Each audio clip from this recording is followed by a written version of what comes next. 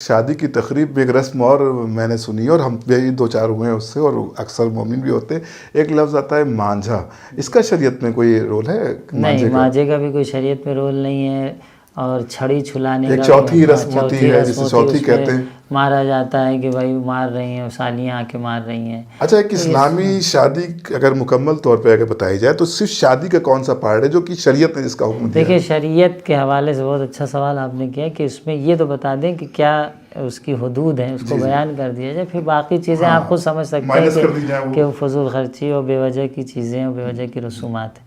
دیکھیے، اسلام میں جو شادی کنسیپٹ ہے، سب سے اہم چیز ہے وہ جو ہے نکاح، کہ نکاح جو ہوتا ہے تاکہ ان دونوں میں آپس میں محرمیت حاصل ہو اور آج کے بعد یہ شراکت کی زندگی گزاریں گے. تو سب سے اہم مسئلہ ہے نکاح کا. اس کے بعد نکاح سے پہلے خطبے پڑھے جاتے ہیں.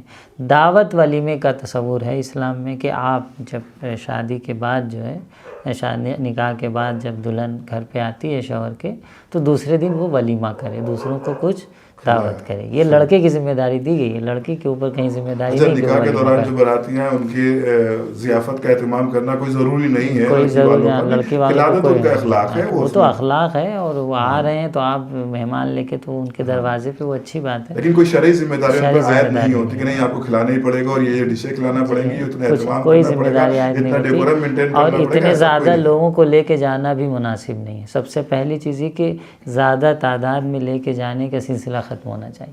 آپ کو جو کرنا ہے آپ اپنے دروازے پہ کریے، لڑکے والے اپنے گھر پہ کریں، انہیں کھلائیں، بہترین انتظام کریں، ان کے لیے ساری فیسلٹی. لڑکی والوں سے کیوں مطالبہ ہے آپ کا؟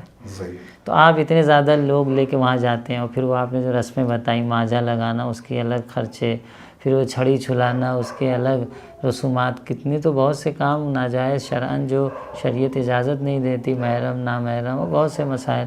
جزاک اللہ. سامعین، دیکھا آپ نے کس طرح سے قبلہ نے وضاحت فرمائی، اور یہ بہت اہم موضوع تھا جس کو ہم لوگوں نے یہاں پر ڈسکس کیا.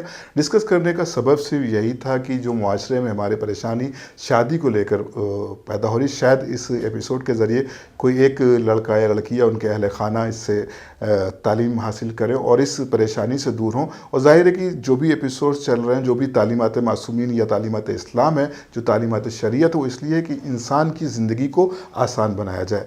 تو امید ہے کہ یہ ایپیسوڈ بھی آپ کو بہت پسند آیا ہوگا، اور اگر آپ کے ذہن میں اس کے متعلق یا اور بھی کوئی مسئلہ یا شرعی یا فقہی مسئلہ اور سوال آپ کے ذہن میں پیدا ہو رہا ہو تو آپ کمنٹس باکس میں کمنٹس کریں. انشاءاللہ قبلہ پیام حیدر رضوی صاحب آپ کے سوالوں کا جلد سے جلد جواب آپ کی خدمت میں پیش کریں گے. خدا حافظ، والسلام.